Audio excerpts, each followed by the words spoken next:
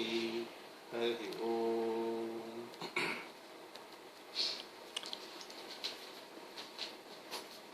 ప్రార్థన పద్యం చెప్పుకునే ముందర శివానంద లహరిలో శంకరాచార్యుల వారు 100 కూడా ప్రార్థన పద్యాలుగా వాడుకోతున్నాం. మొట్టమొదటి పద్యం తల్లిని, తండ్రిని, గురువుని, దైవాన్ని, నలుగురిని కూడా ఒకే పద్యంలో మనం కలుసుకునే అవసరం పెట్టారు. అవకాశంగా కళాభ్యాం చూడాలంకుత శిశి కళాభ్యాం నిజతపఫలాభ్యాం భక్తేషు ప్రకటిత ఫలాభ్యాం భవతు మే శివాభ్యామస్తోక త్రిభువన శివాభ్యాం కృతి పునర్భవాభ్యామానంద స్ఫురదనుభవాభ్యాం నతిరియం అనే ఈ నమస్కారం ఎవరో చెందుతుంది అంటే కళాభ్యాం కళాస్వరూపులైనటువంటి ఆ జగత్తుకి తల్లిదండ్రులైనటువంటి ఆ పార్థివ పరమేశ్వరులు చెందుతుంది. వాళ్ళు కళాస్వరూపులు. కళ అంటే మనలో చిత్కళ అని వస్తుంది. చిత్కళ ఆనంద కలిక అని చెప్పుకుంటాం. ఆ చిత్కళ మనకు ఎప్పుడు వస్తుంది అంటే ధ్యానంలో మనం ఉంటూ ఉండగా మన హృదయంలో ఏ కళ అయితే ప్రకాశిస్తూ మనకు ఆనందాన్ని కూరుస్తుందో అదే చిత్కళ. వాళ్ళిద్దరూ కళాస్వరూపులే. మరో అర్థం చెప్పుకోవాలంటే పార్థివ పరమేశ్వరులు ఇద్దరు కూడా అక్షరస్వరూపులు. అక్షరస్వరూపులు అంటే క్షరము అంటే నాశనం, అక్షరము అంటే నాశనం లేని వాళ్ళు, అంటే శాశ్వతమైన వాళ్ళు అన్నమాట. వాళ్ళకి ఒక ఆది కానీ అంటే ఒక జన్మ కానీ ఓ పెరకు కానీ ఓ మళ్ళీ లయప్పుడు కానీ ఉండదు. అనాది మధ్యాంత విహీనం ఏకం. అంచేత ఆ విధంగా వాళ్ళు కళాస్వరూపులు అన్నప్పుడు అక్షరస్వరూపులు రెండో అర్థం కూడా చెప్పారు కదా. అక్షరములు అంటే ఆ నుంచి క్షా దాకా ఉన్నవన్నీ అక్షరాలే. అందులో అకార నుంచి అహా దాకా ఉన్న అచ్చులేమోని పార్థిదేవ స్వరూపం అయితే, కా నుంచి క్షా దాకా ఉన్న హనులు పరమేశ్వర స్వరూపం, లేదా అటు నుంచి కూడా చెప్పుకోవచ్చు. ఇద్దరికి తేడా లేదు కాబట్టి. ఇదైతే ఒకటే శరీరం. అంటే ఒకప్పుడు అచ్చులు వాళ్ళు చెప్తా, ఒకప్పుడు అచ్చులు వీళ్ళు చెప్తాం. అందుకే వాగర్థ సంతృప్త వాకొకళ్ళు అర్థం ఒకళ్ళు, అచ్చుల ఒకళ్ళు హనులు ఒకళ్ళు. అలాగే కా నుంచి లా దాకా ఉన్న కళ. ఆ కళ ఎవరి స్వరూపం అంటే ఒకటి పార్థిదేవ స్వరూపం చెప్పుకోవచ్చు, ఒకటి పరమేశ్వర స్వరూపం కూడా చెప్పుకోవచ్చు. కళాభ్యాం చూడాలంకుత శిశి కళాభ్యాం. సౌందర్యంలో కూడా చెప్తారు పార్థిదేవి యొక్క స్వరూపానికి పరమేశ్వర స్వరూపానికి తేడా ఇష్టం. ఏ విధంగా అయితే పరమేశ్వరుడికి శిరస్సును చంద్రమౌళి అంటారు కదా, చంద్రుని యొక్క బింబం ఉంటుందో కళ పార్థిదేవిక అదే ఉంటుంది. లలితాదేవికి చూపిస్తుంది, చంద్రకళను చూపిస్తుంది. అంచేత చూడాలంకుత శశి కళాభ్యాం, చంద్రకళ వాళ్ళిద్దరికీ కూడా ఒక ఆభరణంగా ఉంటుంది సుమా. అటువంటి స్వరూపం కలిగినటువంటి ఆ పార్థివ పరమేశ్వరులకి, ఆ తల్లిదండ్రులకి, ఆ జగద్గురువులకి, ఆ వాగర్థ స్వరూపులకి ఇన్నే చెప్పుకోవచ్చు అనమాట. మరి ఎవడయ్యే వాళ్ళు జగద్గురువులు ఎలా చెప్పుకుంటావు అంటే, గురువులు అంటే తల్లిదండ్రులకు అర్థం కూడా ఉంది, గురువులు అంటే విద్య నేర్పిన వాళ్ళు ఇంకో అర్థం ఉంది. పిల్లలకి చదువు రాకపోతే ఆ తల్లిదండ్రులు ఎంతో ఇబ్బంది పడిపోతారు. అందులో తండ్రి కన్నా తల్లి యొక్క హృదయం ఇంకా బాగా ద్రవించిపోతుంది. మానవ జన్మ అన్ని జన్మల కన్నా ఉత్కృష్టమైంది, గొప్ప జన్మ. మంచి వాక్కు వాళ్ళకి ఇచ్చాము, దానివల్ల జ్ఞానం పెంపొందించుకోవచ్చు, వాళ్ళు చక్కగా నాగరికతగా బయటకు రావచ్చు అనేటువంటి తలంపుతో వీళ్ళిద్దరూ ఉన్నారు పార్థివ పరమేశ్వరులు. కానీ అది ఏ పాతరాత యుగమో అనుకుందాం మనం, లోహయుగమో పాతరాత యుగమో ఆ టైం అనుకుందాం. అప్పుడు నాగరికత లేదు. మరి ఎలా ఉన్నారట? మానవులు కూడా జంతువులాగే ఉన్నారు. ఏమిటి మానవులకి జంతువులకి ఏమిటి తేడా అంటే, ఆహార నిద్రా భయం మైథునాన్ని, ఆహారము నిద్రా భయము ఈ దాంపత్య సౌఖ్యం అన్నవి జంతువులకి కావాలి, మానవులకి కావాలి. మరి అవే వాటితో ఉండిపోయేవారట, తప్పించి అంతకన్నా ముందుకు వెళ్తున్నది మానవులు. మరి మానవులకు ఉద్దేశం ఏంటి? మానవులు భూమి మీద దేవుడికి ఏజెంట్లుట. ఈ ప్రపంచం యొక్క ధర్మ పరిపాలన వ్యవస్థ అంతటితో పరిపాలించడం దేవుడి తర్వాత మానవులదే. అందుకోసం మానవుడు సృష్టించాడు, వాళ్ళకి జ్ఞానాన్ని ఇచ్చాడు అని చెప్పి. వాక్కు ఎప్పుడైతే వచ్చిందో వాక్కు వల్ల జ్ఞానం వస్తుంది, దానివల్ల విజయిస్తుంది, దానివల్ల నాగరికత పెరుగుతుంది అని మనం అనుకుంటున్నాం. అంచేత ఆ విధంగా మానవ జన్మ వచ్చినప్పటికీ కూడా మానవులు పశుప్రాయులాగే ఉన్నారు, కానీ వాళ్ళు వాళ్ళ జ్ఞానాన్ని ఉపయోగించుకోవటం లేదే అనేటువంటి బాగా జాలి అమ్మవారిలో ఏర్పడిపోయింది. ఊరుకుంటుందా? పరమేశ్వరుడు చెప్పింది, ఏవైనా ఎలా చూస్తూ ఊరుకుంటావు, వాళ్ళందరినీ కూడా మంచి విజ్ఞాన సంపన్నులుగా చెయ్యాలి కదా, మరి ఆ డ్యూటీ తీసుకోండి అంటే అప్పుడు పరమేశ్వరుడు 64 కళలు, వేదము, వైద్యము, విద్య, న్యాయము, రకరకాలుగా ఉన్నాయి కదా. 64 రకాల కళలో కూడా ప్రపంచం మొత్తం మీద అందరికీ కూడా నేర్పెట్ట. అంచేత మొట్టమొదటి గురువు ఎవరు ప్రపంచానికి అంటే పరమేశ్వరుడు. 64 విద్యలు ఆయన నేర్పి సరే చక్కగా నాగరికత ఇంప్రూవ్ అయిపోతుంది. నాగరికత సివిలైజేషన్ బాగా ఇంప్రూవ్ అయిపోతుంది. ప్రజలు చాలా బాగున్నారు, చాలా హాయిగా ఉన్నారని అనుకుంటే అప్పటికి కూడా ఏదో లోపం కనిపించింది అమ్మవారికి. ఏదో లోపం ఉందయ్యా, ఎందుకు వీళ్ళు పారమార్థకమైన దృష్టి వీళ్ళకి ఎందుకు రాలేదు, వేదాంతం వైపు వీళ్ళకి దృష్టి ఎందుకు రాలేదు, కేవలము బాహ్యంగా ఉన్నటువంటి సౌఖ్యాల కోసం వీళ్ళు తాపత్రయపడుతున్నారు. కానీ వీళ్ళకి వేదాంత విజ్ఞానం రాలేదు కదా, బ్రహ్మజ్ఞానం వీళ్ళకి రాలేదు కదా. బ్రహ్మ విద్య కదా విద్య అంటేను, విద్య విద్య అని అంటారు. విద్య అంటే ఏమిటంటే ఏ విద్య అయితే భగవంతుడి దగ్గర మనకు చేరుస్తుందో అది విద్య, మిగతా అంటే విద్య. మనం ఏదో పెద్ద పెద్ద కోర్సులు చదువుకోవచ్చు, ఆ కోర్సులు అన్నీ కూడా విద్యలు కావు, విద్యలే. ఏ విద్య, ఆత్మవిద్య, మహావిద్య, శ్రీ విద్య అని చెప్పుకుంటాం కదా. ఆత్మవిద్య, మహావిద్య, శ్రీ విద్య, బ్రహ్మ విద్య ఇవన్నీ కూడా ఏదైతే పరమాత్మ దగ్గర మనం చేరుస్తుందో అదే విద్య. అంతేగాని భూమి మీద మనమని ఈ శబ్దాలు, ఈ రసాలు, ఈ స్పర్శలు, ఈ గంధాలు ఇవన్నీ చూస్తూ ఈ ఆనందంతో ఉండిపోతే ఆ విద్యలు మనం కూలిపోయినట్టే. ఆ విధంగా వీళ్ళు ఇంకా కూడా పరమార్థ విద్యలోకి రాలేదే, బ్రహ్మ విద్యలోకి రాలేదే అనేటువంటి జాలి మళ్ళీ అమ్మవారిని కలిగింది. ఏమయ్యా వాళ్ళందరికీ నువ్వు పొట్టకోటి విద్యలు నేర్పేవు, కానీ ఏ విద్య వల్ల వాళ్ళు కొంచెం బొగ తినగలరు అటువంటి విద్యలు నేర్పేవి తప్పించి వాళ్ళకి ఈ వేదాంత విద్య నేర్పలేదే, బ్రహ్మజ్ఞానాన్ని వాళ్ళకి నేర్పలేదే అంటే అప్పుడు మళ్ళీ పరమేశ్వరుడు బ్రహ్మజ్ఞానాన్ని కూడా అందరికి నేర్పాడు. అంచేత పార్వతీ పరమేశ్వరులు ఇద్దరు కూడా గురువులు. అంటే తల్లిదండ్రులు ఒక అర్థం, బ్రహ్మ విద్య మామూలు విద్య కూడా నేర్పిన గురువులు అని అర్థం. మిగతా విద్యకు ఒకసారి చెప్పండి.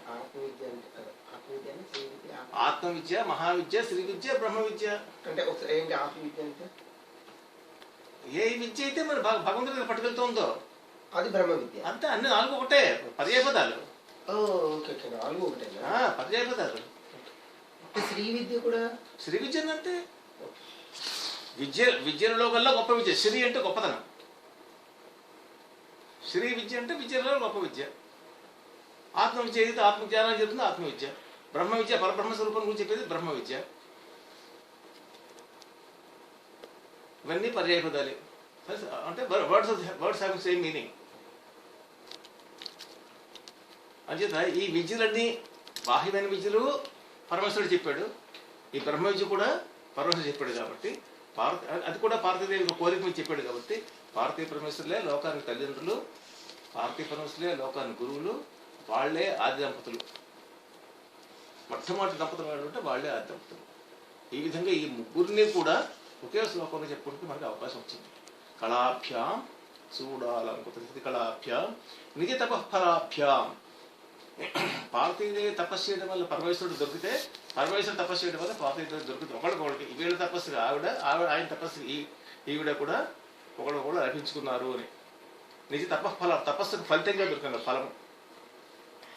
భవతుమే శివాభ్యాం. శివాభ్యాం అంటే మంగళప్రదమైనటువంటి శరీరం గలవారు, తత్వం గలవారు. ఏ తత్వం అయితే మంగళప్రదమైందో అంటే సత్యంగా ఉండేదో, చివరిదాకా ఉండేదో, శాశ్వతంగా ఉండేదో, శ్రేయస్సులనే ఇచ్చేదో, ఆనందాన్ని ఇచ్చేదే, దుఃఖం లేనిదో అది శివం. ఇంకో అర్థం కూడా చెప్పుకుంటే శివం అన్నప్పుడు వశ శబ్దం శివ అవుతుంది. వశి వర్ణం వ్యత్యయించితే శివ అవుతుంది. ఏమిటి వర్ణం వ్యత్యయం అంటే అగ్ని చూసి ఇటు అక్షరాలు మార్చడం. సంస్కృతంలో ఇది ఒకటి ఉందిటే, అప్పుడప్పుడు అగ్ని చూసి ఇటు అక్షరాలు మారుస్తుంటారు. ఎలా మార్చారయ్యి అంటే కశ్యప తీసుకున్నారు ముందు. కశ్యప అంటే మనకు మహర్షి అనుకుంటున్నాం. మన కశ్యప మహర్షి దేవతలందరికీ తండ్రి ఆయనే అని. అయితే కశ్యప మహర్షి అన్నప్పుడు ఆయన ఎవట మొట్టమొదటి పరబ్రహ్మ స్వరూపాన్ని చూసినవాడు ఆయన. పశ్యక చూసినవాడు కశ్యప ఎడిపెట్టు. సింహి, సింహం అంటే ఆడసింహం. ఎందుకు ఆ పేరు వచ్చింది? హింస అందరినీ హింసపడుతుంది కాబట్టి ఆ హింసలో సింహి అయిందని. ఇలాగా వర్ణ వ్యత్యయం అటు నుంచి అటు ఇటు నుంచి చేస్తారు. కాబట్టి వశీ శబ్దమే శివ శబ్దమైంది. వశి అంటే ఏమిటి? తన వశమునందు ఉన్నటువంటి పంచభూతములు కలవాడు. పృథ్వీ, అప్పు, తేజో, వాయు, ఆకాశాలు ఈ 5 కూడా తన వశంలో ఉన్నవాడు, తన కంట్రోల్లో ఉన్నవాడు. అందుకే ఆయన భూతనాథుడు అన్నాడు. అంచేత తన వశం. అలాగే ఇంకో అర్థం చూసుకుంటే వశ కాంతవు, వశ అన్న కాంతి అన్న అర్థం ఉంటాయి. అంటే ఈయన మహాకాంతి స్వరూపుడు అని చెప్పడం అనమాట. మహాకాంతి స్వరూపుడు అంటే ఏమిటి మహాకాంతి అంటే భగవద్గీతలకు వెళ్ళిపడి అంటే ఏ కాంతి అయితే సూర్యనారాయణమూర్తి కానీ, ఏ కాంతి అయితే చంద్రుల్లో కానీ, ఏ కాంతి అయితే తారకల్లో కానీ, ఏ కాంతి అయితే అగ్నిలో కానీ, ఇలాగ రకరకాల జ్యోతిషుల్లో ఉన్నటువంటి జ్యోతి ఏదైతే ఉందో వాటన్నిటికీ మూలమైన జ్యోతి ఒకటి ఉంది. అదే పరంజ్యోతి, అదే పరమాత్మ, అదే పరమేశ్వరుడు. యదాదిత్యగతం తేజ జగద్భాసైతే అఖిలం యచ్చంద్రమసి యచ్చాగ్నో తత్తేజో విధిమామకం అని. ఏ తేజస్సైనటువంటి ఆదిత్యంలో ఉంటుందో, సూర్యనమూర్తిలో ఉంటుందో, చంద్రుల్లో ఏదైతే ఉంటుందో, అగ్నిహోత్రుల్లో ఏదైతే ఉంటుందో, మిగతా జ్యోతిషులు ఏదైతే ఉంటుందో ఆ జ్యోతిషులు కన్నటికి మూలమైన జ్యోతి నేను. అంటే వాటి కాంతి వస్తుందంటే సూర్యనమూర్తికి ఒరిజినల్గా కాంతి ఏం లేదు. ఒరిజినల్ కాంతి ఎక్కడ నుంచి ఇస్తుంది? పరమేశ్వరం నుంచి వస్తుంది, పరమాత్మ నుంచి వస్తుంది. అలాగే చంద్రుడికి ఒరిజినల్ కాంతి లేదు. ఈ మన సైన్స్ ప్రకారం అంటే సూర్యుడి నుంచి చంద్రుడికి వెళ్తుంది. అంటే ఇక్కడేమో ముందు పరమాత్మ నుంచి సూర్యుడికి, సూర్యుడి నుంచి చంద్రుడికి వెళ్తుంది. అలాగనమాట. అయితే కాంతి అంటే శివ అంటే మూలమైన కాంతికి సంపూర్ణమైన కాంతికి మూలమైన వాడు వశకాంతో అని. ఇలాగ శివ అంటే మంగళకరమైన వాడు అని. ఏమిటి మంగళకరమైన వాడు అంటే ఆత్మస్వరూపుడు చెప్పుకుంటాము. పరబ్రహ్మము అన్న పరమాత్మ అన్న ఒకటే. ఈ బ్రహ్మము అనే శబ్దం ఎలా వాడుతున్నాము అంటే ఏదైతే పరమాత్మ అని ఉంటుందో దాన్ని పరబ్రహ్మము అని చెప్పుకుంటాం. ఎందుకు పరబ్రహ్మము అంటున్నాం అంటే బృంహతి ఇది బ్రహ్మము. ఏదైతే పూర్తిగా వ్యాపించిపోతూ ఉంటుందో ఆ వ్యాపక శక్తి కలిగింది బ్రహ్మం. పరబ్రహ్మము ఎలా ఉంటుంది అంటే ఉపనిషత్తులో వెళ్ళామంటే అణోరణీయం, అణువులు అణువంతో అయిపోతుందట. యాటం కన్నా యాటం వెతుకు చిన్నది ఉంటుందట. లేదు మహతో మహీయసే, ఎంతో మ్యాక్రో ఆస్పెక్ట్లో ఎంత మహావిశ్వం ఉందో అంతకన్నా పెద్దదిగా ఉంటుంది. అదే ఇంత మైక్రో ఆస్పెక్ట్లో ఇంత మైక్రాన్గా ఉన్న మ్యాక్రో ఆస్పెక్ట్లో మహావిశాలంగా ఉన్నా సరే ఒకటే, అదే పరమాత్మ. ఆ పరమాత్మనే, పరబ్రహ్మమే, ఆ పరజ్యోతి, ఇవన్నీ కూడా ఒకటే. అంచేత కళాభ్యాం చూడాలంకృత కళాభ్యాం నిజతప ఫలాభ్యాం భక్తేషు ప్రకృత ఫలాభ్యాం. ఇప్పుడు శివ భక్తేషు ప్రకృత ఫలాభ్యాం ఇంతగా చెప్పలేదు. నిజతప ఫలాభ్యం చెప్పుకున్నాం. అమ్మవారి తపస్సుగా ఆయన ఫలంగా దొరికాడు, ఆయన తపస్సుగా అమ్మవారి ఫలితంగా దొరికింది. భక్తేషు ప్రకృత ఫలాభ్యాం, భక్తులు కానీ గొప్ప గొప్ప తపస్సులు చేసే మాట ఉంటే, భగవంతుడు కానీ మనం ఆరాధించే మాట ఉంటే మనకి ఏ కోరిక వస్తే ఆ కోరిక ఇస్తాడు. ప్రకటింపబడినటువంటి ఫలితాలు గలవాడు. అయితే మనకు భగవంతుడు నిజంగా దర్శనం ఇచ్చినప్పుడు మనం ఏ కోరిక కోరుకోవాలి? ఏ కోరిక కోరుకున్నా సరే మనకు మళ్ళీ జన్మొస్తుంది. ఏ కోరిక కోరుకున్నా సరే మనం మూర్ఖత్వం వహించినట్టే. ఎంత మనం మ్యాక్సిమం ఏంటి కోరుకోవాలంటే జ్ఞాన వైరాగ్యాలు నాకు ఏదైనా, దానివల్ల మోక్షం వస్తుంది కాబట్టి. అంతేగాని మనకి భౌతికంగా ఉన్నటువంటి ఎటువంటి కోరికలు మనం కోరుకోవడానికి మోసమే. ఆ భక్తేషు ప్రకృత ఫలాభ్యాం శివాభ్యాం అస్తోక త్రిభువన శివాభ్యాం. ఈ పార్వతీ పరమేశ్వరులు 3 లోకాలకి చేసినటువంటి గొప్ప ఉపకారం ఇంకెవడు చేయలేదు. 3 లోకాలకి వాళ్ళు ఎంతటి గొప్ప ఉపకారం చేశారు మనకు ఎలా తెలుస్తుంది అంటే హాలాహాల పక్షులు చూసుకుందాం. క్షీర సముద్రాన్ని వధించేటప్పుడు ఆ క్షీర సముద్రం నుంచి హాలాహలం ఇలా విషపు గాలి, విషము అగ్ని, ఆ 2 గాలి అవన్నీ కలిపి ఇలా చుట్టేస్తున్న 3 లోకాలని. దేవతలు, రాక్షసులు, మునీశ్వరులు అందరూ పరిగెట్టి ఎక్కడ పోతారు? ఎక్కడ పోగలరు? విష్ణుమూర్తిని పట్టుకున్నారట, బ్రహ్మను పట్టుకున్నారట, నా చేతగా తెలిసారట. అప్పుడు శివుడి దగ్గరికి వెళ్ళారట, నాయనా నువ్వే రక్షించాలని. శివుడేమోని పార్వతీదేవి వైపు చూసేట. చూసేంత ముందు చేతులకు ఇలా ఆహ్వానించట. అంతటే హాలాహలం కూడా ఆయన చేతులకి ఓ నేరేడు పండు ఎలా అయితే ఉంటుందో అలా చేతులకు చేపేదట.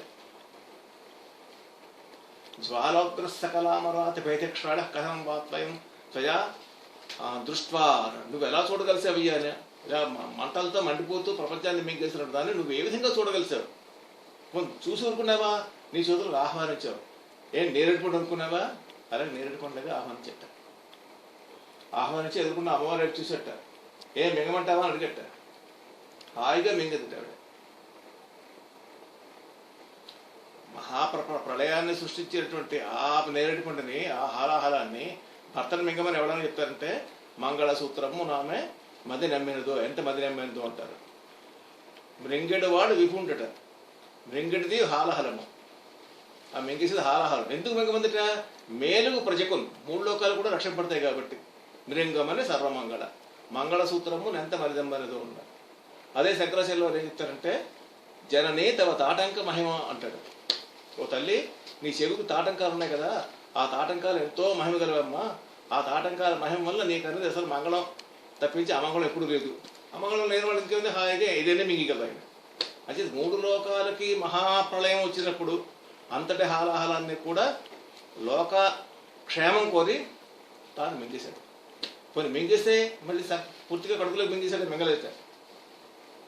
ఇంకా గొంతుకు దాకా వెళ్ళేసరికి జ్ఞాపకం వస్తుంది, అయ్యి బాబు దీనికని మింగేసేమంటే నా కడుపులో ఉన్న లోకాలను కూడా మాడిపోతాయి. ఆయన విషయంభరుడు కడుపుంటే అది కడుపులో ఉన్న లోకాలు మాడిపోతాయి, ఇంకా లాభం లేగా కుమ్మేద్దామా బయట ఉన్న లోకాలు మాడిపోతాయి. అంటే కంఠంలో పెట్టుకున్నట్టు. అంచేత కంఠంలో ఆయన చిన్న మాత్ర వేసుకోవడానికే మనం ఎంతో కష్టపడుతూ ఉంటాం. అటువంటి హాలాహారాన్ని ఇప్పటిదాకా యుగాలుగా ఆయన ధరిస్తున్నాడు అంటే ఎందుకోసం అంటే అంత కష్టాన్ని ఎందుకు భరిస్తున్నాడు అంటే 3 లోకాల క్షేమాన్ని కోరి. అంచేత అస్తోక త్రిభువన శివాఖ్యాం ఇంత అని చెప్పడానికి వీలు లేదు. ఎంతో గొప్పది అనేటువంటి ఉపకారాన్ని 3 లోకాలకి ఆయన చేశాట. ఏమిటంటే ప్రళయం నుంచి తప్పించాడు. భవతు మే భవాభ్యాం ఆనంద స్ఫురద అనుభవాభ్యాం, అది నా యొక్క ఆనందానికి స్ఫురింపజేసేటువంటి అనుభవం నాకు కలిగించడానికి అదే చెప్తుంటారు. మనం ధ్యానం చేస్తూ ఉంటే మనకు ఆనందం మనకు లోపల స్ఫురించాలి. అది ఆ ఆనందం స్ఫురించడం కోసం ఈ పార్థివ పరమేశ్వరుడు నమస్కారం చేస్తున్నాను అని మొట్టమొదటి శ్లోకంలో శివానుగ్రహంలో శంకరాచార్యుల వారు ఆ పార్థివ పరమేశ్వరుడు గొప్పతనాన్ని, వారి యొక్క రకరకాల యొక్క తత్వాన్ని కూడా మనకు అందించారు.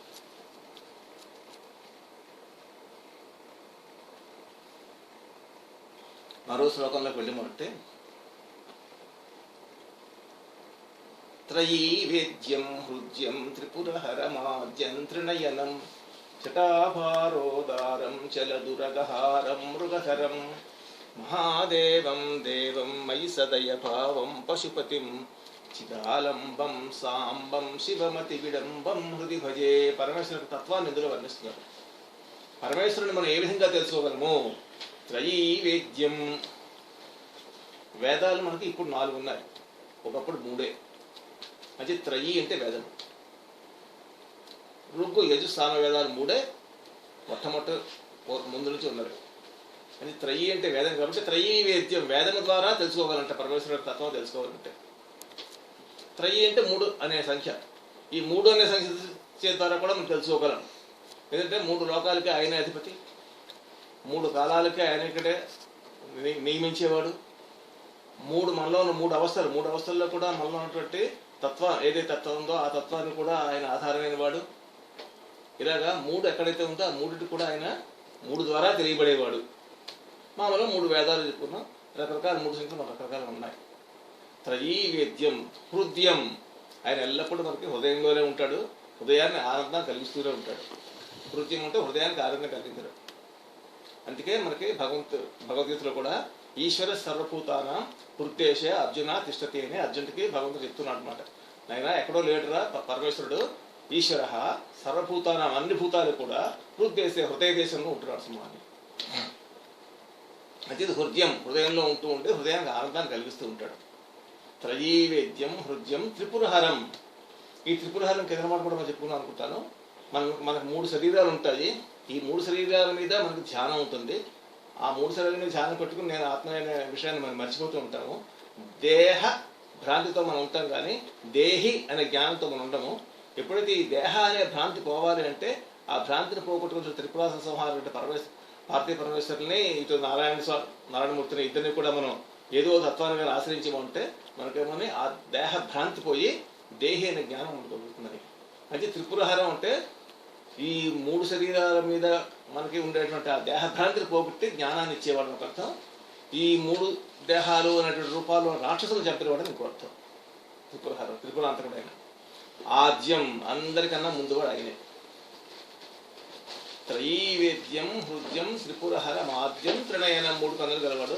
మనకన్నా ఆయనకు 1 కన్ను ఏమిటంటే జ్ఞానేత్రం, ఆయనకి ఎక్కువగా ఉంటుంది. జటాభారోదారం, చక్కటి జడలేమని మంచి విశాలంగా ఉంటాయి ఆయనకి. ఆయనకు జడలు ఏమిటంటే ఆకాశమే ఆయనకు జడలుట. వ్యోమకేశుడు ఆయన. వ్యోమము అంటే స్పేసే ఆయన కేశ అంటారు. జటాభారోదారం, అందుకే ఆకాశంలో ఆకాశంగా ఉంది. దాన్ని మనం ఏమన్నా శివుడు పెళ్ళాన్ని పెళ్ళాడిసాడు, గంగనే నెత్తికి పెట్టుకోవడం చెప్పుకుంటాం, అంతే ఇంకేం లేదు. నిజంగా అదేం కాదు. ఆకాశంలో ఆకాశంగా ఉంది. ఆకాశం అంటే ఈ జడలే ఆకాశం.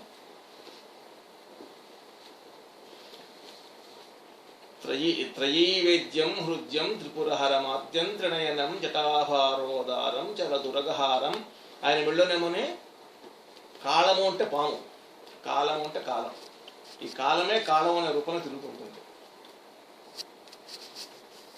చరదురగహారం మృగధరం, ఆయన చేతితోనేమోనే ఒక మృగాన్ని పట్టుకుంటాడు. కురంగపాణి ఆయన పేరు.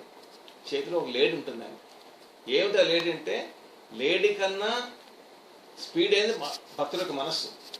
అదే భక్తుల యొక్క మనస్సుని ఆయన ఎప్పుడు చేతితో పట్టుకుని కంట్రోల్ చేసి ఉంచుతారట.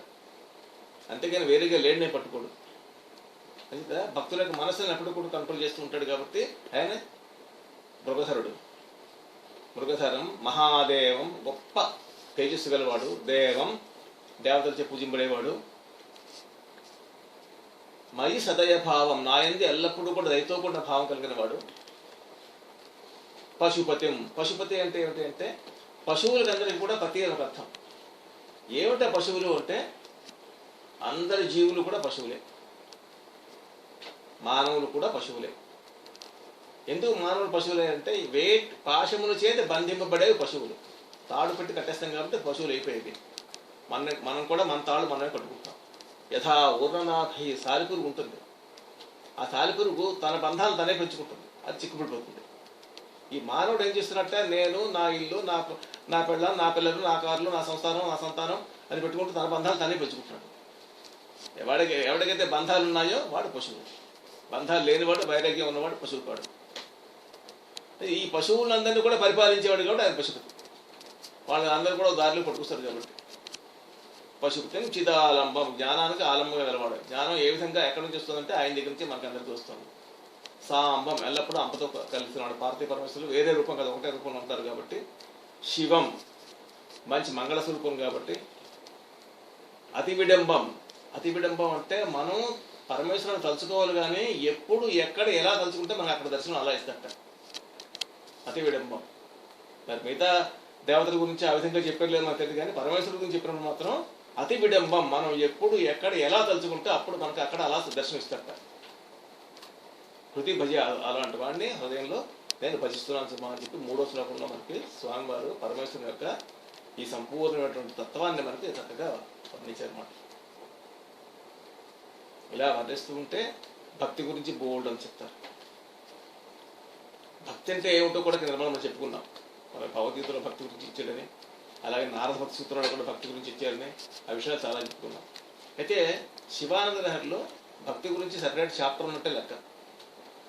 అందులో భక్తి అంటే డెఫినేషన్, నిర్వచనం ఏమిటి ఇచ్చారు అంటే వాట్ ఈజ్ భక్తి అంటే ఉదాహరణలు చెప్పి ముందు భక్తి చెప్తారు అక్కడ. హంస పద్మవనం సమిచ్చతి యథా నీలాంబుదం చాటక కోకనద ప్రియం ప్రతిదం చంద్రం చకోరస్థ చేతో వాంఛతి మామకం పశుపతే చిన్మార్గముగ్యం విభో గౌరీనాథ భవత్ పదాబ్జయుగడం కైవల్య సౌఖ్యప్రదం అని. పరమేశ్వరుని యొక్క పాదపద్మాలే మనకి కైవల్యము, మోక్షము అనే ఆనందాన్ని మనకి ఇస్తూ ఉంటాడు. అటువంటి పాదపద్మాలని సేవించడంలో మనం చూపించిన ఆసక్తే భక్తి. పరమేశ్వరుని యొక్క పాదపద్మాలను సేవించడంలో మనం చూపించే ఆసక్తే భక్తి అని. ఏ విధంగా అంటే హంస పద్మవనం సమిచ్చతి. ఈ హంస పద్మవనం సమిచ్చతి అనే దానికి చక్కటి అర్థం చెప్పుకోవచ్చు. మామూలుగా మనం హంసలు చూస్తుంటాం, స్వాన్స్. ఆ స్వాన్స్ అనే అవి ఎక్కడుంటాయి, ఈ లోటస్ ఫ్లవర్స్ ఎక్కడైతే ఉంటాయో అటువంటి సరస్సుల్లో కూడా ఆ పాండ్స్లో ఎప్పుడు ఉంటూ ఉంటాయి అన్నమాట. అయితే హంస పద్మవనం అన్నదాన్ని మనం ఇలా బాహ్యంగా అర్థం చెప్పుకోకూడదు. అంతర్ముఖంగా అర్థం చెప్పుకోవాలంటే ఏమిటి, మహాపద్మాటవీ సంస్థ అమ్మవారు. మనకి 6 చక్రాలు ఉన్నాయి, సహస్రారం ఉంది. మూలాధార, మణిపూర, స్వాధిష్టాన, అనహత, విశుద్ధ, ఆజ్ఞ, సహస్రారం. ఈ 7 చక్రాలు ఉన్నాయే, ఈ 7 చక్రాల యొక్క మార్గం అంటే ఈ 7 చక్రాలు ఉన్నటువంటి ఈ ప్రదేశమే ఒక సరస్సు. అందులో ఈ 7 పద్మాలే. అది మహాపద్మం ఎక్కడుంది అంటే సరస్సులో ఉంది మనకి. అదే సహస్రారం. దానికి 1000 రేకులు ఉంటాయంటారు. సహస్రం అంటే 1000 అని చెప్పుకోవచ్చు, సహస్రం అంటే అనంతం అని చెప్పుకోవచ్చు. 1000తో ఆపకూడదు, అనంతం. మన బ్రెయిన్లో మన అన్ని రకాల సెల్స్ ఉన్నాయని చెప్పుకుంటాం కదా మరి. అది మహాసహస్రారం. ఆ మహాసహస్రారాన్ని కోరుకుంటుంది హంస. హంస అంటే ఏమిటి అంటే జీవుడే హంస. హంస పద్మవనం సమిచ్చతి. పద్మవనంలో ఉండడానికే హంస ఒప్పుకుంటుంది. ఆ ఒప్పుకోవడాన్నే, ఒప్పుకునే భావాన్నే భక్తి అన్నాం. యథా నీలాంబుదం చాతక. చాతక పక్షి ఏంటంటే నీలాకాశాన్ని కోరుకుంటుంది. నల్లటి మబ్బులు ఉంటేట, నల్లటి మబ్బుల్లోంచి రెయిన్ వాటర్ అలా అలా బయటకు వస్తుంటాయి. ఆ రెయిన్ వాటర్నే తిని బతుకుంటుంది చాతక పక్షి. మనం ఎప్పుడు చూడలేదు ఎలా ఉంటుందో కానీ చాతక పక్షి మరో వాటర్ తీసుకుపోతాయి. అది కేవలం నీరే తాగుతుంది. అది కూడా ఎటువంటి నీరు అంటే అప్పటికప్పుడు పడుతున్న డిస్టిల్డ్ వాటరే. కోకరద ప్రియం. ఇప్పుడు మనం ఎక్కడ చూడటం లేదు, పిచ్చికలన్నీ కూడా అంతరించిపోయాయి. మన సెల్ టవర్స్ వచ్చాయి. సెల్ టవర్స్ వల్ల పిచ్చికలకి మరి ప్రాణం పోయింది. ఒక్క పిచ్చి కూడా మనకి ఇండియాలో ఇక్కడ ఎక్కడైనా మరి 5 దేశాలు ఉన్నాయి మనకు తెలియదు కానీ ఇక్కడ కనిపిస్తుంటాయి మనకండి. ఇండియాలో అన్ని చచ్చిపోయింది మొత్తం. మెయిన్ సెల్ ఫోన్ల వల్ల చనిపోయని చెప్పి సైన్స్ సెల్ టవర్స్. పిచ్చికలు అంటూ లేవంటే ఇప్పుడు ఇండియాలో రేడియేషన్ మనకి ఎక్కడ కనబడదు ఇండియాలో ఇప్పుడు.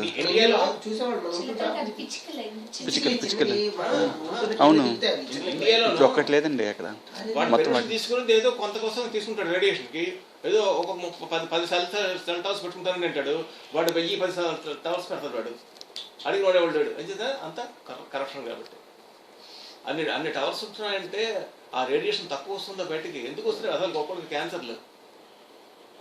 మనుషులందరూ కూడా క్యాన్సర్లు ఎందుకు వస్తున్నాయి? ఎందుకు రోగాలు వస్తున్నాయి? ఆ సెల్ టవర్ల వల్లే. ఆ సెల్ టవర్లు పోనీ దూరంగా ఉంటాయా? ఎక్కడ జనాభా ఎక్కువ ఉంటే అక్కడే ఉంటాయి.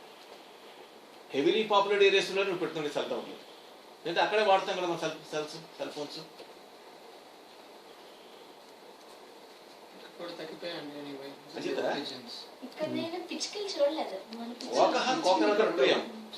ఈ పిచ్చికలట సంసార సౌఖ్యాన్ని ఎప్పుడు పొందుతాయి అంటే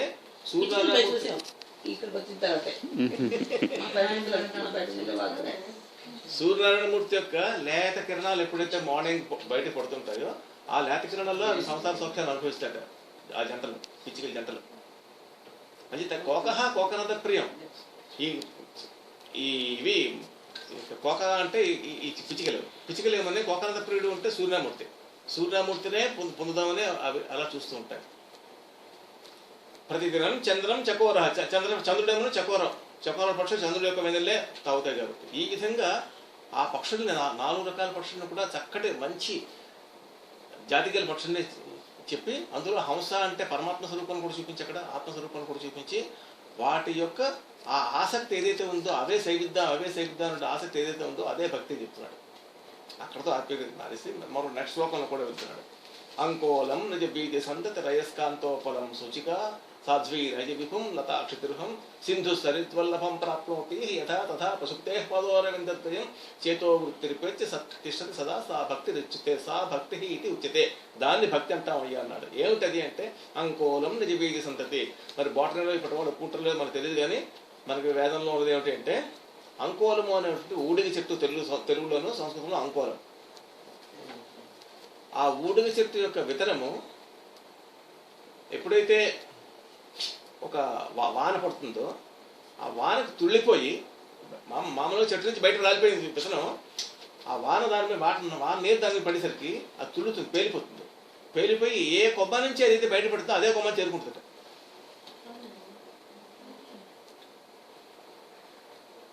ఏ కొమ్మ నుంచి అది బయటకు పడిందో అదే కొమ్మని చేరి అక్కడ ఉండిపోతుంటారు. అంకోలం నిజ బీజ సంతతి. అంత చెట్టు అవుతుందండి. అక్కడి నుంచి మన చెట్టు పెరుగుతుంది. చెట్టు మీద చెట్టు పెరుగుతాయి కదా, అలా అనమాట. అంకోలం నిజ బీజ సంతతి. ఆ అంకోల వృక్షం అనే ఆ సంతతి ఏ విధంగా అదే చెట్టును ఆశ్రయిస్తూ ఉంటుందో ఆ సంతతి. అయస్కాంతోపలం సూచిక. అయస్కాంతం ఉంది, సూది ఉంది అంటే ఎక్కడ అయస్కాంతం ఉంటే సూది అటు పక్క మళ్ళీ చేరిపోతూ ఉంటుంది. సూది అయస్కాంతాన్ని చేరుతూ ఉంటుంది. ఇప్పుడు సాధ్వి నైజ విభుం. ఒక మహాపతివ్రతమని ఉందంటే ఎల్లప్పుడూ 24 గంటలు కూడా తన భర్త యొక్క సేవలోనే ఆవిడ ఉంటుంది. సాధ్వి నైజ విభుం. లతాక్షితిరుహం. ఒక లతలు ఉన్నాయంటే క్రీపర్స్, అవి ఎప్పుడు కూడా ఒక పెద్ద చెట్టును ఆశ్రయించి ఆ చెట్టు మీద ఉంటాయి ఎప్పుడు. సింధు సరిద్వల్లభం. ఈ నదులన్నీ ఉన్నాయంటే సముద్రాన్ని ఆశ్రయిస్తాయి. ఏ నది అయినా సరే సముద్రం కలిగిల్సిందే. ప్రాప్నోతి ఇహ యథా తథా పశుపతే పాదారవింద్రయం చేతో వృత్తిరూపేతి తిష్టతే సదా సా భక్తి ఉచితే. ఏ విధంగా అయితే ఇవి వాటన్నింటినీ చేరుకుంటున్నాయో, ఈ అంకోలు మిమ్మల్ని తన ఏ చెట్టు నుంచి వచ్చిందో ఆ చెట్టు దగ్గర వెళ్ళడానికి, అయస్కాంతం సూదేమో అయస్కాంతం ఎక్కడో అయస్కాంతాన్ని వెళ్ళడానికి, ఈ సాధ్య ఏమోని తన భర్తను మాత్రమే ఉంటూ ఉండడానికి, అలాగే నదులన్నీ కూడా సముద్రాన్ని చేరుకోవడానికి అటువంటి ఆ ఆసక్తి ఏదైతే ఉందో ఆ చేతో ఆ మన ప్రవృత్తి ఉందే, ఆ మన ప్రవృత్తే భక్తి సుమా. ఆ విధంగా భక్తుని యొక్క మనసు ఏ విధంగా ఉంటుంది అంటే పరమేశ్వరుని పాద పద్మాలను చేరుకుందాం అనేటువంటి కోరిక ఆయనలో ఉంటుంది. అయితే వీటికి ఇంకా విపులంగా చెప్పుకోవచ్చు. మనం టైం ఎక్కువ లేదు కాబట్టి ఆ విధంగా చెప్పుకోక్కర్లేదు. ఎంచేత అంటే ఈ అంకోల బీజం ప్రతి బీజం కూడా చెట్టుకు మీద చేరిపోతుందా చెప్పలేం. ఎంచేత ఆ చెట్టు చుట్టూ ఉండే బీజాలు ఎన్ని ఉంటాయో, ఎన్ని గాలికి ఎగిరిపోతాయో మనకు తెలియదు. గాలి ఎగిరిపోకుండా తల్లి చెట్టు దగ్గర ఉండాలి, వాటి మీదేమని ఈ వాన చెరుకు పడాలి, అప్పుడు అది తుళ్ళి గదికి వెళ్ళాలి.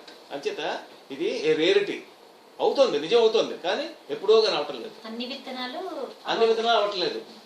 3%, 1%, 2% అవుతుంది. అది దానికి కూడా కొన్ని లిమిటేషన్స్ ఉన్నాయి సుమా అన్నారు.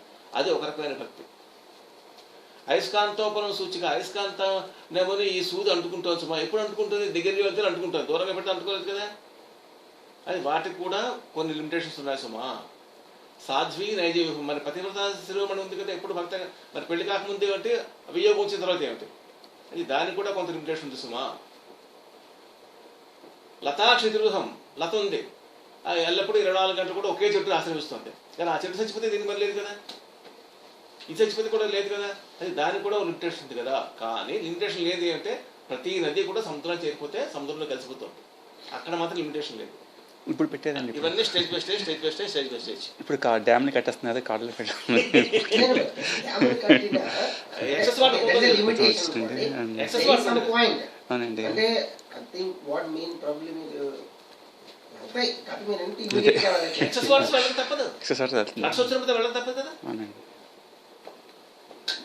ఈ విధంగా భక్తి అంటే ఏమిటి అంటే భగవంతునికి పాదపద్మాలు చేరుకుందాము అనేటువంటి కోరిక ఎంత తీవ్రంగా అయితే మన మనసులో ఉంటుందో అదే భక్తి సుమా. ఆ భక్తి మనిషిని ఎంతలాగా కాస్తుంది అంటేట, ఓ తల్లి బిడ్డని ఏ విధంగా కాస్తుందో అంతకన్నా ఎక్కువగా కాస్తుంది. భక్తి అనేది తల్లి కన్నా ఎక్కువగా మనం కాసుకుంటుంది సుమా అని. మనలో భక్తి అనేటువంటి ఒక ప్రవృత్తి మొదలడాలి, కానీ భక్తి అనే ప్రవృత్తి కానీ మనకు ఉండమంటే అది మన తల్లి కన్నా ఎక్కువ చూసుకుంటుంది అని ఒక చోటు చెప్పారు ఇందులోనే. ఇంకా భక్తి గురించి కూడా మాట చెప్పుకున్నాం మనం. భక్తి అయితే ఉండాలి తప్పించి ఏ విధంగా మనం ఉపచారం చేస్తుంది కూడా భగవత్ చూడటం సుమా అని మనం తినడి కథ కూడా చెప్పుకున్నాం. అది ఇక్కడ శివానందలో కొన్ని విషయాలు చెప్పుకున్నాం కాబట్టి ఇంకా అందులో కూడా పరమేశ్వరుణ్ణి విష్ణుమూర్తి ఎన్ని రకాలుగా సేవించడం శ్లోకం ఇస్తారు. ఇప్పుడు మనం పెద్ద వైష్ణవ ఇదే ఎక్కువగా లేదు కాబట్టి, లేదంటే వైష్ణవ చాలా బాధపడిపోతారా, శివుడిని విష్ణు పూజించాడా, విష్ణు శివుడిని పూజించలేదా, విష్ణు శివుడిని పూజించలేదా అనేది వాళ్ళు అనుకోవచ్చు, అది వేరే సంగతి. కానీ అందులో మధురు ఉన్నారంటే వాళ్ళకి ఏంటంటే ఆ మధురు శివుడు దేవుడే కదా. మధురు శిష్టంలో మాధవ ఉంది కదా మన మంత్రాలయం. వాళ్ళు కేవలం నరసింహస్వామి, రాఘవేంద్ర స్వామి వాళ్ళకి కావాల్సినవి. రాముడు, కృష్ణుడు నలుగురే, ఆంజనేయ స్వామి 5గురే. మధ్యలో అంటే యువతలు శివుడిని నారాయణ స్మార్తులు ఇద్దరికి తేడా లేదు, అందరూ ఒకటే స్మార్తులు. శంకరాచార్యులు వైష్ణవులు కేవలం విష్ణుమూర్తి మాత్రమే సుమా. లక్ష్మీనారాయణలో మాత్రమే దేవుళ్ళు ఏంటి, వాళ్ళే దేవుళ్ళు ఇంకేం లేదు అంటారు. మనం ఇప్పుడు ఈ శంకరాచార్యులకి అన్ని అందరూ సమానమే. అటు విష్ణు సమానమే, ఇటు శివుడు సమానమే. విష్ణు స్వరాలు ఎన్నో చేశారు ఆయన.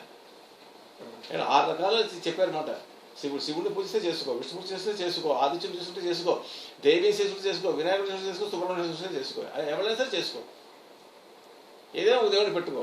ఎంచేత అనంతనామధేయాయ. మనం అంటే ఇప్పుడు బ్రహ్మము అని ఇంతకుముందు కూడా చెప్పాను. బ్రహ్మ, పరబ్రహ్మము, బ్రహ్మము, పరమాత్మ అన్న ఒకటే. ఆ పరమాత్మ ఆ పరబ్రహ్మ అవన్నీ పరంజ్యోతి ఏం చెప్పుకునే ఒకటే కాబట్టి దానికి 2 రకాలు చెప్పుకున్నాం. మళ్ళీ సగుణము నిర్గుణము అన్నాం.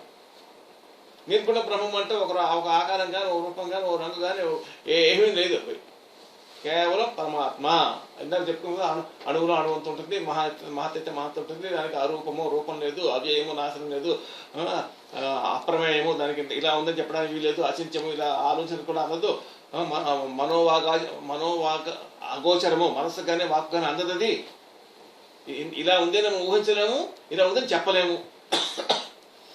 ఇన్ని రకాలు చెప్పారు. ఇది నిర్గుణ బ్రహ్మకి. ఏదో రూపం లేకపోతే మనం ఏం చేస్తాము? ఓ రూపం లేదు, ఓ రంగు లేదు, ఓ వాసన లేదు, దేనికి మనకు అందదు. అది పరబ్రహ్మ స్వరూపం అంటున్నాం. అయితే అలా కాదయ్యా. అయితే ఆ రూపము రంగు లేనటువంటి ఆ పరబ్రహ్మ స్వరూపానికి ఏం చెప్తారంటే 3 లక్షణాలు చెప్పారు. మళ్ళీ అలా అక్కడ కాదు, 3 లక్షణాలు ఉన్నాయి సుమా. అస్థి భాతి ప్రియము అన్నారు. అస్థి భాతి ప్రియము అంటే అస్థి అంటే ఉన్నది, ఉన్నది ఎప్పుడు ఉన్నది, ఎప్పుడు ఒకేలా ఉన్నది. భాతి ప్రకాశిస్తుంది అంటే జ్ఞానస్వరూపమే సుమా. దాంట్లో దుఃఖానికి ఎక్కడ తావులేదు, అజ్ఞానానికి ఎక్కడ తావులేదు. ప్రియము ఎప్పుడు ఆనందం తప్పించి దుఃఖానికి లేదు. అన్నిటికన్నా ఇష్టమైంది ఆత్మట. ఎవరికైనా అన్నిటికన్నా ఇష్టమైంది ఆత్మే. ఏమి ఎందుకన్నా ఇష్టమైంది ఆత్మని ఎలా చెప్తావు అంటే దానికి ఒక కథ చెప్తారు. ఓ మంచి ధనవంతుడు ఉన్నాడు, వాడేమో ఒక అడుగు గుండా వెళ్ళిపోతున్నాడు. వాడు సామాన్తో పళ్ళంతో పిల్లలతో సంపదలతో వెళ్ళిపోతున్నాడు. ఓ ఊరు నుంచి ఊరు ఎందుకో పెళ్లికి వెళ్తున్నాడు, దేనికి వెళ్తున్నాడు. దొంగలు అటకాయించారు. అప్పుడు ఏం చేస్తారట? దొంగలు అటకాయిస్తే ముందు పనికిరాని వస్తువులు వదిలేసి మిగతా పనికొచ్చే వస్తువులు పట్టుకుని అందరూ పారిపోతూ ఉంటారు. అప్పటికి మళ్ళీ దొంగలు అటకేస్తారు. అమ్మనైనా వాళ్ళని వాళ్ళు మాత్రం కాచుకుంటూ ఆ మిగతా డబ్బులు వదిలేసి పారిపోతారు, మిగతా వస్తువులు పారిపోతారు. ఇంకా దొంగలు వస్తే ఆఖరి 3 పళ్ళ మిగిలి పిల్లలు కూడా వదిలేసి పారిపోతారు. ఇంకా గంటకు వస్తే పిల్లలు వదిలేసి వాడొక్కడు పారిపోతాడు. వాడొక్కడు పారిపోతుంటే రాజుగారు బట్టలు పట్టుకుంటారు. మళ్ళీ ఈ ఎదవాడు దొంగలా ఉన్నాడు అని రాజుగారు ముందు పెడతారు. వీడే 2 దొంగ అంటారు. వాడి పాపం ఏమీ తెలియదు. వాడు ఎంతో నిజాయితీపరుడు, బాగా డబ్బు ఉన్నవాడు. ఇవన్నీ కూడా ఎలా పోయే వాడికే తెలియదు. అవన్నీ పోయి ఇప్పుడు వాడు సరే కదా దొంగ కూడా అని పేరు వేయించుకున్నాడు. అప్పుడు ఏం చేస్తే ఆవిడ పెక్కరేసి అంటారు. అప్పుడు కాళ్ళ మీద పడి, బాబు నా కాలో చేయి తీసిండు, నా పేకమ తీయడం అంటారు. అంటే ప్రాణం కన్నా ప్రియమైనది మరొకలేదు, ఆత్మ కన్నా ప్రియమైనది మరొకలేదు. ఆత్మ అస్థి భాతి ప్రియము ఇవి నిర్గుణ బ్రహ్మ లక్షణాలు. దీనికి 2 చేర్చండి అయ్యా అన్నారు, నామము రూపము. అప్పుడు సగుణ బ్రహ్మ అవుతుంది అన్నారు. బ్రహ్మం 2 రకాలుగా ఉంది, ఒకటి నిర్గుణ బ్రహ్మం, ఒకటి సగుణ బ్రహ్మం. మరి సగుణ బ్రహ్మం అంటే నిర్గుణ బ్రహ్మం ఏంటంటే బాబు నామం రూపం పెట్టుకోలేదే మనం ధ్యానం చేయలేమయ్యా. ఓ ధ్యానము, ఓ పూజ, ఒక ఆరాధన కావాలంటే నామం రూపం కావాలి. అంటే ఎవరికి ఇష్టం వచ్చిన పేరు వాడు పెట్టుకోండి. అనంత నామధే అయ్యాయా, ఆయనకి ఎన్ని పేర్లు ఉన్నాయా? అన్ని పేర్లు ఆయనవే అనంతం. సర్వాకార విధాయనే, ఆయనకి ఎన్ని ఆకారాలు ఉన్నాయి, అన్ని ఆకారాలు ఆయనవే. మన ఏ ఆకారం ఉంటే ఆకారం కనిపిస్తాడు. మన విష్ణు అంటే విష్ణు కనిపిస్తాడు, శివ అంటే శివుడు కనిపిస్తాడు, దేవి అంటే దేవి కనిపిస్తాడు. ఆయనే అనంత నామధేయ సర్వాకార విధాయనే సమస్త మంత్రవాచ్యాయ, అన్ని మంత్రాలు ఆయనవే. ఏ మంత్రంతో పిలిచినా ఆయనే పొందుతాడు. విశ్వైకి 15 లోకానికి ఒకటే దేవుడు ఉన్నాడు, వాడికి నమస్కారం అని. అది సగుణ బ్రహ్మము నిర్గుణ బ్రహ్మము 2 రకాలు. నిర్గుణ బ్రహ్మం అంటే ఆ నామరూపాలు లేకుండా ఉన్నది, కేవలం ఆత్మే అని చెప్పుకుంటాం. దానికి ఒక నామరూపం చేర్చి శివుడు విష్ణువు చెప్పుకుంటే అది సగుణ బ్రహ్మం అవుతుంది. ఆ సగుణ బ్రహ్మంలో శివుణ్ణి విష్ణుమూర్తి 8 రకాలుగా ఆరాధించాడు. ఒక శ్లోకం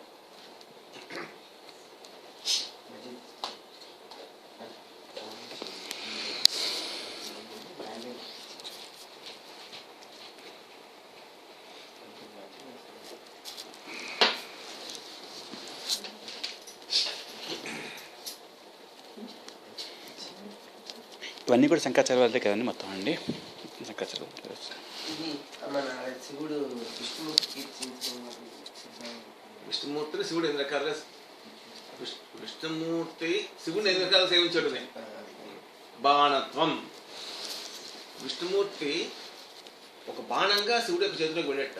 ఎప్పుడు త్రిపుర సంహారంలో నారాయణాసనం వేశారు కాబట్టి బాణత్వం. వృషభత్వం, ఇద్దరికి ఒక అగ్రిమెంట్ ఉంటుంది విష్ణుమూర్తికి శివుడికి. ఆంజనేయ స్వామి ఏమని శివుడు, నందీశ్వరుడు ఏమని విష్ణుమూర్తి.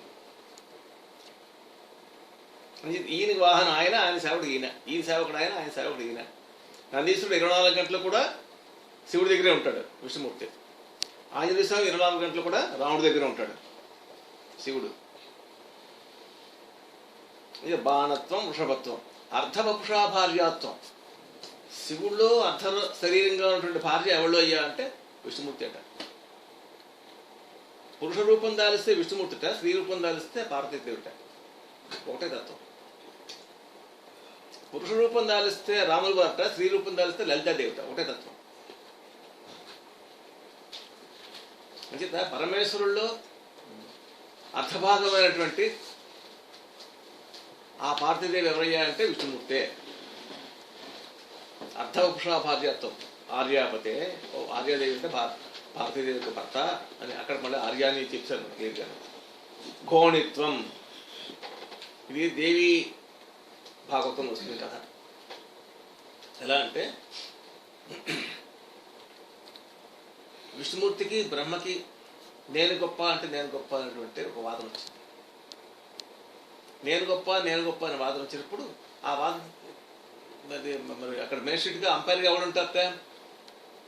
మహాలింగం అక్కడ వచ్చిందట, ఎదుర్కొన్న పార్థివలింగం ఏర్పడిందట. ఆ పార్థివలింగం అప్పుడు ఆకాశవాణి చెప్పిందట, ఈ లింగం యొక్క ఆది అంతము ఎవరైతే చూడగలరో వాళ్ళు గొప్ప అంటే. అప్పుడు ఏం చేస్తా, నేను హంసవాహనం గలవాడిని కదా అని చెప్పి బ్రహ్మగారు ఏమన్నా హంస రూపంలోనేమని మీదికి వెళ్ళిపోతారు. మీదికి విష్ణుమూర్తి వరాహ రూపంలోనేమని కింద వెళ్ళిపెట్టారు. ఈ మోసం చేద్దాము, వెలుద్దాము అనేటువంటి భావన విష్ణుమూర్తికి లేదు.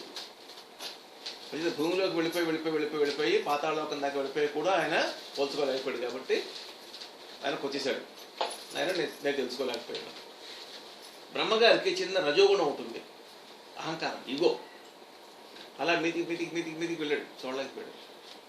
కానీ అహం అడ్డొచ్చింది, నేను చేయలేదు, నేను చూడలేదు అని చెప్పాలి, అని నేను చూసాను అని చెప్దాం అనుకున్నాడు. అనుకుని ఓ 2 సాక్షులను కూడా పెట్టాడు. ఒకటి ఆవు, ఒకటి మొగల పువ్వులు. కిందకు వచ్చిన తర్వాత అప్పుడు ఆ లింగం దగ్గర ఏమని నేను చూశాను అని అంటాడు బ్రహ్మగారు.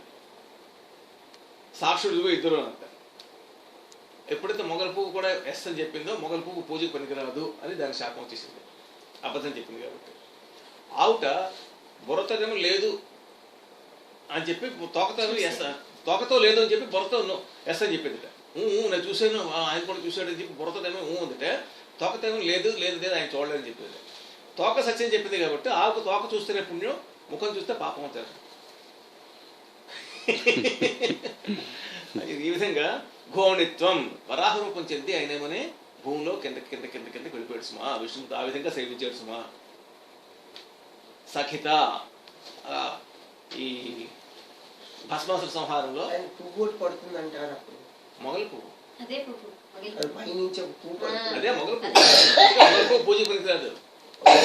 ఆ పువ్వేనా అదే పువ్వు పట్టుకొచ్చాను పై అంటారు, అదే బ్రహ్మ అంటారు. అది నేను ఇదే మొగల పువ్వు. అది సఖిత. సఖి అంటే ఇప్పుడు ఈ అయ్యప్ప స్వామి జన్మానికి కారణమైనటువంటి ఆ సఖి భస్మాసుర వృత్తాంతంలో సఖిగా తయారయ్యాడు విష్ణుమూర్తి. అది ఆ విధంగా సఖి అయ్యాడు. సఖిత మృదంగ వహత. సాయంకాలం వేళ శివుడు అలా తాండవం చేస్తూనే ఉంటాడు. సాయంకాలం శివుడు తాండవం చేస్తుంటే మధ్యలో వాయించే పూచేముడు విష్ణుమూర్తిది. బ్రహ్మ తాళం వేస్తూ ఉంటాడు, సరస్వతీదేవిని వీడమేటి లయ కలుపుతూ ఉంటుంది, ఇంద్రుడేమోని మురళి వాయిస్తూ ఉంటాడు, అంటే ప్రమథులందరూ ఇలా డ్యాన్స్ చేస్తూ ఉంటారు. అలా చేస్తూ ఉండగా మృదంగం వాయించేవాడు విష్ణుమూర్తి. శ్రీనారాయణమూర్తి మురయూచు మధ్యల వాయింపాని అంచేత ఆ విధంగా మధ్యలో వాయిస్తూ రోజు ఆయన ఏమని దాని ఏమంటారు, ఈ సపోర్టింగ్ ఇన్స్ట్రుమెంట్, సహకార వాద్యం రోజును ఇత్యాది రూపంతో ఈ విధంగా రకరకాల రూపాలు ధరించి ఆయన సేవించాడయ్యా. అందుకే ఆయన ఏమో అందరు పూజితుడు, పూజనీయకుల్లాగా ఆ కంపారిటివ్ డిగ్రీ ఆయనకు వచ్చింది. Comparative degree positive, comparative, superlative. Superlative శివుడు, కంపారిటివ్ విష్ణుమూర్తి, పాజిటివ్ మిగతా వాళ్ళు.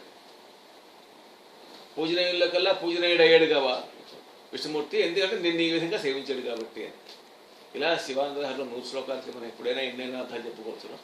కొన్ని విషయాలు చెప్పుకుంటే ఆత్మతత్వం గురించి మనం ఎక్కువగా చెప్పుకోవాలి న్యాయంగా.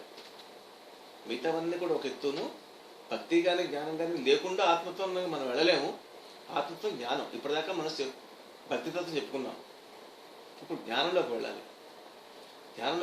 జ్ఞానంలో మన శంకరాచార్యుల వారు అందించిన మరొక చక్కటి విషయం ఏమిటి అంటే మనీషా పంచకం. మనీషా అంటే ఏమిటి అంటే దృఢమైన విశ్వాసముతో కూడినటువంటి చక్కటి జ్ఞానం. మంచి విశ్వాసం మనకు ఉండాలి, ఆ జ్ఞానం కూడా మనకు ఉండాలి. ఆ జ్ఞానంలో మనకు విశ్వాసం కూడా ఉండాలి. అది ఏదైతే ఉందో అది మనీషా. మనీషా కలిగిన వాడు మనీషి. నీకు దీర్ఘం ఉంది, అందుకే ఏంటంటే మనీషిగా ఎదగాలి అంటారు. మహాజ్ఞాన సంపన్నుడుగా అవ్వాలన్నమాట. అంటే మహా ప్లస్ అజ్ఞానం కూడా అదే. మహాజ్ఞానం 2 రకాలు కూడా అవుతుంది. ఈ మనీషా పంచకంలో ఏమిటి అంటే శంకరాచార్యుల వారు ఒక 5 శ్లోకాల్లో మనకి పరబ్రహ్మ దర్శనాన్ని మనం ఎన్ని విధాలుగా పొందగలము అనేటువంటి విషయం చెప్పారు. పరబ్రహ్మ తత్వాన్ని మనం తెలుసుకోవడానికి ఎన్ని రకాల మార్గాలు ఉన్నాయో ఒక 7-8 మార్గాలు మనకు చూపిస్తున్నారు. ఆ 7-8 మార్గాల్లో ఒక్క శ్లోకం చెప్తాను, వాళ్ళు ఎక్కువ అక్కర్లేదు. అది సేంద్రి ఎలా ఉంది అంటే కాశికా నగరం. శంకరాచార్యుల వారు స్నానం చేసి గంగలో స్నానం చేసి అలా బయటకు వస్తున్నారు. శిష్యులు కూడా వెనకాల ఉన్నారు. పరమేశ్వరుడు ఆయనకు ఎదురుపడ్డాడు. అంటే శంకరాచార్యుల వారు మహాగురువు అయినప్పటికీ కూడా అప్పట్లో ఆయన చెప్పిన మాటలు ఎంతమంది వింటున్నారు కూడా అనుమానం ఏంట. గురువు ఉన్నప్పుడు ఎవడో చెప్పిన మాట వినట్ట. ఆయన వెళ్ళిపోయిన తర్వాత అప్పుడు ఆయన గొప్పతనం అందరూ చెప్పుకుంటారు. అయితే ఆయన చెప్పిన మాట కూడా వినని వాళ్ళు చాలా మంది ఎక్కువ ఉన్నారు. నేను చెప్తే లాభం లేదు కాబట్టి పరమేశ్వరుడే చెప్పిద్దాము అని చెప్పి అక్కడ సేంద్రియ వేయించాడు అని చెప్పి నా యొక్క నమ్మకం. అదే శంకరాచార్యులు చేసిన సేంద్రియ అనమాట. అక్కడ ఒక చిన్న నాటకం ఏమిటి అంటే పరమేశ్వరుడు ఎదుర్కొంటూ వచ్చాడు. ఎలా వచ్చాడు అంటే 4 కుక్కలు ఓ చండాలుడు రూపంలో వచ్చాడు. 4 వేదాలు 4 కుక్కలు. 4 వేదాలని పట్టుకుంటే 4 అంటే ఆయన వేద శివో వేద. వేదమే శివుడు, శివుడే వేదం, తేడా లేదు. అంటే ఆయన జ్ఞానస్వరూపం, సంపూర్ణంగా జ్ఞానమే శివుడు. అజిత అప్పుడు ఏంటి చెట్ట ఈ శంకరాచార్యుల వారు అయితే వాళ్ళ శిష్యుడు ఎవడో ఒకడు అన్నట్ట, దూరంగా పో గురుగారు వస్తున్నారు. కదాచిత్ శంకరాచార్య కాశీం ప్రతిపురం యయౌ తస్య జ్ఞాన పరీక్షార్థం కశ్చిత్ దేవ సమాగత. ఒకానొకప్పుడు శంకరాచార్యుల వారు కాశీలో ఒక్కొక్క వీధిలో తిరుగుతూ ఉండగా ఆయన జ్ఞానాన్ని పరీక్షిద్దామని చెప్పి ఒక దేవుడు ఎవరు ఎదుర్కొండా వచ్చారయ్యా. చండాల రూపణం దృష్ట్వా గచ్చేతి చాబ్రవీత్. ఆయన ఏ రూపంలో ఉన్నాడు? చండాల రూపంలో ఉన్నాడు కాబట్టి ఆ చండాల రూపంలో ఉన్న వాడిని చూసి గచ్చ వెళ్ళైనా అని అన్నారట. శంకర సోపి చండాల తం పునః ప్రాహ శంకరం. ఆ చండాలు ఎవడో బయటవాడు కాదయ్యా, ఆయన శంకరుడేను, పరమేశ్వరుడు దిగొచ్చాడు అని చెప్పి శంకరాచార్యులమా ఈ విధంగా అడిగారు సుమా అని. అప్పుడు ఏమిటి పరమేశ్వరుడికి శంకరాచార్యుల వారికి జరిగిన సంభాషణ చూడండి. పరమేశ్వరుడు అంటే మనం ఏం చెప్పుకుంటున్నాం? పరబ్రహ్మమే ఆయన అని చెప్పుకుంటున్నాం, సగుణ బ్రహ్మం చెప్పుకుంటున్నాం. శంకరాచార్యులు అంటే ఏమిట? శంకర సాక్షాత్ శంకరుడు యొక్క అవతారమే భూమి మీద ఆయన శంకరుడిగా వచ్చేట. శంకరాచార్యులు వేరు, శంకరుడు వేరు కాదు. శంకరుడే శంకరాచార్యులు. వాళ్ళిద్దరికీ జరిగిన సంభాషణ నేను చెప్పుకోగలుస్తున్నాను, మీరు వినగలుస్తున్నారు అంటే ఇవాళ మనకి ఎంతో చక్కటి పుణ్యమైనటువంటి దినం. చక్కగా మనం గుర్తుంచుకోవాల్సిన విషయాలు ఇవన్నీ. ఆయన ఏమిటి అడిగట్ట పరమేశ్వరుడు? అన్నమయాత్ అన్నమయం అథవా చైతన్యమేవ చైతన్యాత్ యతివర దూరీకర్తం వాంఛసి కిం బ్రూహి గచ్చేతి. ఏమయ్యా నువ్వేదో వెళ్ళిపో అంటున్నావు, నీ శరీరం నుంచి నా శరీరం దూరంగా వెళ్ళిపోవాలా? నీ శరీరం అన్నమయ కోశమే, నా శరీరం అన్నమయ కోశమే, మట్టితో చేసే అది మట్టే ఇది మట్టే. ఆ మట్టి నుంచి ఈ మట్టి దూరం వెళ్ళిపోవాలా? లేదు, లోపల తేజస్సు ఉందే, నీలో ఆత్మ, మరి నాలో కూడా ఆత్మ తేజస్సు ఉందే, ఈ తేజస్సు నుంచి తేజస్సు దూరం వెళ్ళిపోవాలా? దేని నుంచి దూరం చెప్పునాయన అడిగాడు. అక్కడ దూరుకున్నాడా? ఇది తైత్తూర్యోపనిషత్తు తెలుస్తుంది. అన్నమయ కోశం అంటే ఏమిటి అవన్నీ ఇంకోనాడు విపులంగా చెప్పుకోవచ్చు. అంచేత అన్నమయ కోశం నుంచి అన్నమయ కోశం దూరంగా వెళ్ళిపోవాలా, నీ బాహ్యమైన శరీరం నుంచి నా బాహ్యమైన శరీరంగా వెళ్ళిపోవాలా, నీలో అంతర్యామంగా ఉన్న ఆత్మ నాలో ఉన్న అంతర్యామంగా ఆత్మ నుంచి దూరంగా వెళ్ళిపోవాలా, ఎవరితో నాకు చెప్పిన ఆయన అన్నాడు. అని అక్కడితో ఆగిపోకుండా ప్రత్యక్ వస్తుని నిస్తరంగ సహజానందావబోధంబుధౌ విప్రోయం సుపచోయమిత్యపి మహాన్ కోయం విభేద ప్రమః కిం గంగాంబుని బింబితెంబరమణౌ చండాల విధీపయ పూరేవంతరమస్తి కాంచన ఘటీ మృత్కుంభయోర్వంబరే. అయినా ఆత్మ అంటే ఏమిటో నీకు తెలుసు కదా, నేను చెప్పక్కర్లేదు, నువ్వు మహా యతీశ్వరుడివి. అదేమిటా? ప్రత్యేక వస్తువులు నిస్తారా ఇంకా సహజ ఆనంద అవబోధ అముదవు, సహజమైన ఆనందం, జ్ఞానము. బోధ అంటే జ్ఞానం, సహజమైన ఆనందము, సహజమైన జ్ఞానము కలిగినటువంటి మహాసముద్రం అయ్యాది. భేదభావాలు అనేటువంటి కెరటాలు అక్కడ ఏం లేవయ్యా, ప్రశాంతమైన మహాసముద్రం అది. అది పరమాత్మ. పరమాత్మలో ప్రశాంత స్థితి ఉంటుంది, జ్ఞానం ఉంటుంది, ఆనందం ఉంటుంది, మరొకటి లేదు అందులో. భేదభావం అనేది పరమాత్మలో లేదు. అంచేత ప్రత్యేక వస్తువులు నిస్తరంగ సహజ, తరంగములు ఉంటే భేదభావాలు, కెరటాలు అంటే భేదభావాలు కెరటాలు. నిస్తరంగ సహజ ఆనందావబోధంబుధో, సహజమైన ఆనందం, కొని తెచ్చుకున్న ఆనందం కాదు. కొందరికేమో పెద్ద మీద ఆనందం పట్టుకొస్తారు, లోపల మాత్రం ఏవో రకరకాలుగా ఉంటాయి. అలా కాదు, సహజమైన ఆనందం. సహజమైన ఆనందము జ్ఞానంతో కూడిన మహాసముద్రమే పరమాత్మ. అటువంటి ఆ పరమాత్మ అనే మహాసముద్రాన్ని చూస్తున్నప్పుడు నీకు అందులో భేదభావం ఎక్కడి నుంచి వచ్చిందయ్యా? అందులో ప్రత్యేక వస్తువులు నిస్తరంగ సహజానందావబోధంబుదో విప్రోయం, వీడు బ్రాహ్మణుడు అయ్యా, సపచోయం, వీడేది కుక్క మాంసం తినే మాంసాలు, వీడు మాంసాహారి అయ్యా, వీడు మా చండాలుడు అయ్యా అనేటువంటి ఈ భేదభ్రమ ఎక్కడి నుంచి వచ్చిందయ్యా నీకు? ఆత్మ అందరికీ ఒకటే కదా. శరీరం అంటే వేరు, కులం అంటే వేరు, గోత్రం వేరు, కానీ ఆత్మ అందరికీ ఒకటే కదా. ఆత్మజ్ఞానం గురించి చెప్పుకుంటున్నాం కదా ఇందులో మనం. విప్రోయం సపచోయం ఇచ్చమి మహాన్ కోయం విబోధ భ్రమ. ఎక్కడి నుంచి వచ్చింది విభేదం అనే భ్రమ? అంటే భేదం కూడా భ్రమే సుమ అని చెప్పడం అనమాట. భేదం లేదు, భేదం ఉందంటే నువ్వు భ్రమపడుతున్నావు.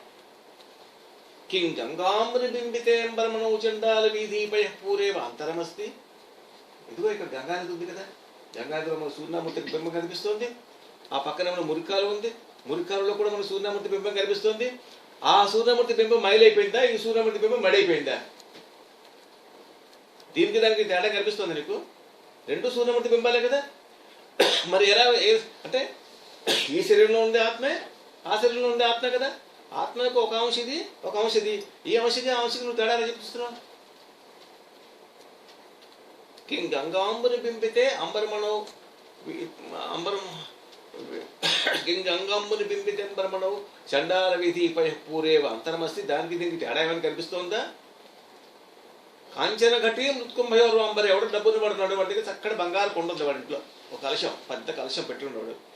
వాడేమోనే మట్టి కొండ ఉందో ఒక సామాన్యుడి ఇంట్లో. ఆ సామాన్యుడి ఇంట్లో ఉన్న మట్టి కొండలో కూడా మనకి లోపల ఆకాశం ఉంటుంది. ఈ బంగారు కలశంలో కూడా లోపల ఆకాశం ఉంటుంది.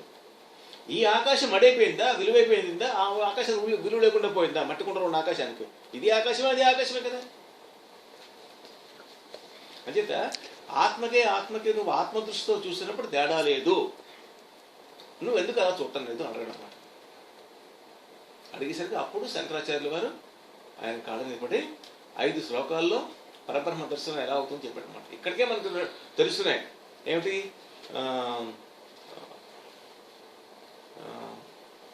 అన్నమయాది అన్నమయం అంటే అన్నమయ కోశం వేరు, అన్నమయ కోశం వేరు అని కాదు. అన్నమయ కోశాలు రెండు ఒకటే, ఆత్మలు రెండు ఒకటే అని ఏ విధంగా చెప్పాడో, అన్నమయ కోశం నీది వేరు అది వేరు అవ్వచ్చు, కానీ లోపల ఆత్మలు రెండు ఒకటే. ఆ విధంగా మనం చూడాలి. కింద మాట కూడా చెప్పాను, ప్రతి జీవరాశిని చూసినప్పుడు ఆ చొక్కాను చూడద్దయ్యా, ఆ లోపల ఆత్మను చూడండి.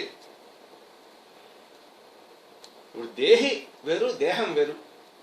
దేహి అంటే ఆ దేహాన్ని ధరించిన వాడు ఆత్మ. ఆత్మ దేహాన్ని ధరిస్తోంది.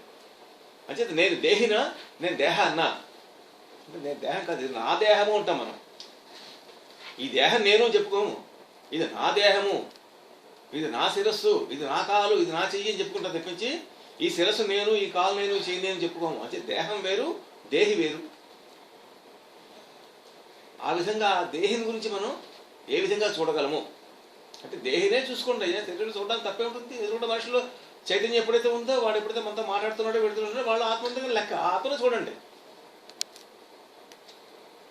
అని చెప్పడానికి ఎన్ని ఉదాహరణలు చెప్తున్నారంటే ఇక్కడ వీడు శంకరాచార్యుల వారు ఇప్పటికి పరమేశ్వరుడు చెప్పేశాడు పరమాత్మ అంటే ఎలా ఉంటుంది, మహాసముద్రంలో ఉంటుంది, సూర్యమూర్తి బింబం ఏ విధంగా ఇందులో సూర్య బింబం ఇందులో అంటే జీవాత్మ ఉదాహరణ చెప్పాడు అక్కడ.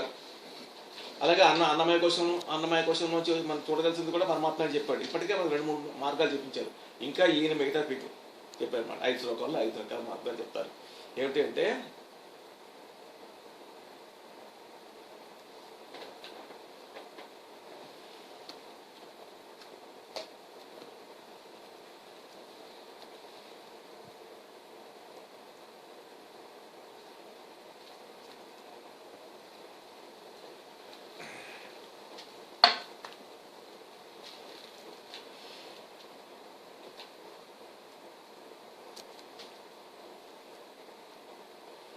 మనకి 3 అవస్థలు ఉన్నాయి. మనం తెలివిగా ఉండి మెలకువగా ఉండి అన్ని రకాల పనులు చేస్తూ ఉంటాం, దాన్ని జాగ్రత్త అవస్థ అంటాం. నిద్రకి ఉపక్రమించినప్పుడు కొంచెమే నిద్ర పట్టినప్పుడు మాత్రం మనకు కళ్ళు వస్తూ ఉంటాయి, గాఢమైన నిద్రలో కళ్ళు ఉండవు. అంటే కళలతో ఉన్నటువంటి నిద్ర, కళలు లేకుండా గాఢమైన నిద్ర, ఇలా 3 జాగ్రత్త, స్వప్న, సుషుప్తి అని 3 అవస్థలు. ఈ 3 అవస్థలు ఉన్నాయి కదా, 3 అవస్థల్లో కూడా మనం పనులు చేస్తూ ఉంటాం. జాగ్రత్త అవస్థలో పనులు చేస్తూ ఉంటాం. ఆ పనులు చేస్తూ ఉంటే వాటికి మళ్ళీ కర్తకి భక్త కూడా అవుతాడు కదా. ఏ పని అయితే మనం చేసామో దానికి ఫలితం మనకు వస్తుంది. ఇక్కడ ప్లస్ మైనస్, ఆనందము దుఃఖం ఏదో ఒకటి వస్తుంది. అంచేత పనులు చేస్తున్నాము, ఆనందాన్ని కానీ దుఃఖాన్ని కానీ అనుభవిస్తున్నాము. ఇది ఆనందాన్ని కానీ దుఃఖాన్ని కానీ అనుభవించేది ఎవడు